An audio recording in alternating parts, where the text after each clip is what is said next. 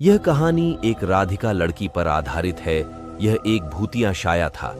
शहर से दूर एक छोटे से गांव में अमन और उसकी पत्नी राधिका ने एक पुराना हवेली खरीदी थी। दोनों ने सोचा कि इस शांतिपूर्ण जगह पर वे अपनी नई जिंदगी की शुरुआत करेंगे। लेकिन उस हवेली में कदम रखते ही उन्हें एक अजीबोगरीब एहसास हुआ, जैसे वहां कुछ छुपा हुआ था। पहले ही दिन से राधिका को अजीब अजीब सी चीजें महसूस होने लगी। कभी उसे लगा कि कोई उसके पीछे चल रहा है, तो कभी अचानक से ठंडी हवा का झोंका उसे छू जाता। अमन इसे महज उसका वहम समझता और हंसी में उड़ा देता। एक रात जब अमन गहरी नींद में सो रहा था, राधिका को एक जोरदार आवाज ने जगाया। वह हड़बड़ाकर उठी और देखा कि कमरे का दरवाजा अपने आप खुला हुआ था।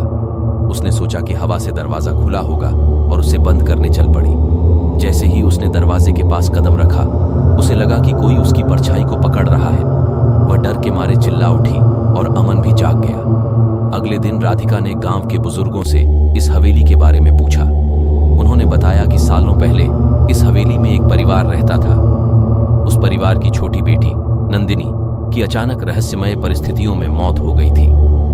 तब से लेकर आज तक उस हवेली को कोई नहीं बसा पाया था, क्योंकि वहां नंदिनी की आत्मा का साया था। राधिका ने यह बात अमन को बताई, लेकिन उसने इसे महज कहानी समझा। लेकिन धीरे धीरे अमन भी अजीब घटनाओं को अनुभव करने लगा।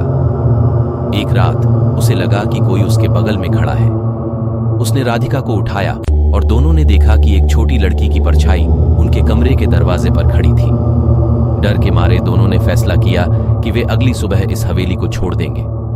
लेकिन जब वे जाने की तैयारी कर रहे थे, नंदिनी की आत्मा ने खुद को प्रकट किया।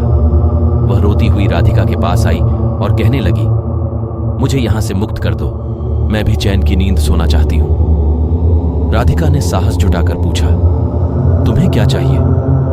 नंदिनी ने कहा, मेरी मौत का कारण जानो और मेरे माता पिता को इंसाफ दिलाओ। अमन और राधिका ने गांव के पुरानी कागजातों और कहानियों को खंगाला और पता लगाया कि नंदिनी की मौत एक दुर्घटना नहीं, बल्कि हत्या थी। उसके चाचा ने संपत्ति हड़पने के लालच में उसकी हत्या की थी। उन्होंने पुलिस को सबूत सौंपे और नंदिनी के चाचा को गिरफ्तार करवाया। जब नंदिनी को इंसाफ मिला, उसकी आत्मा ने हवेली को हमेशा के लिए छोड़ दिया। हवेली फिर से शांत हो गई और अमन और राधिका वहां खुशी खुशी रहने लगे। लेकिन कभी कभी जब हवेली में कोई नई आहट सुनाई देती, अमन और राधिका एक दूसरे की ओर देखते और मुस्कुराते। उन्हें पता था कि नंदिनी अब शांति में है।